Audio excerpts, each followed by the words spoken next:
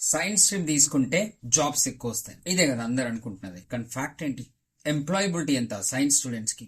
BTech holder కి employability ఎంత తెలుసా? 55 to 68%. అదే బీకామ్ చేసిన వాళ్ళకి 60 to 60%. ఎంప్లాయబిలిటీ అంటే ఆ పర్టికులర్ స్ట్రీమ్ లో ఆ స్టూడెంట్ కి జాబ్ దొరికే అవకాశం ఎంత ఉంది. సో ఎక్కడ సైన్స్ గ్రూపా లేకపోతే కామర్సా లేకపోతే ఆర్ట్సా అని చూసుకుంటే ఒకప్పుడు తేడాలు ఉండేవి, కానీ ఇప్పుడు ఓవర్ క్రౌడెడ్ అయిపోయాయి. కాబట్టి సైన్స్ చదివితేనే ఎక్కువ జాబ్స్ వస్తాయి, ఆర్ట్స్ కామర్స్ కి జాబ్స్ రావు అనే అపోహలో నిజం లేదు. ఇన్ఫాక్ట్ ఏ స్ట్రీమ్ అయినా కూడా నీ స్కిల్ లెవెల్ ఎంత, నువ్వు ఎంత క్యాపబుల్ గా ఉన్నావు అనేదే మ్యాటర్ అవుతుంది తప్ప స్ట్రీమ్ కాదు.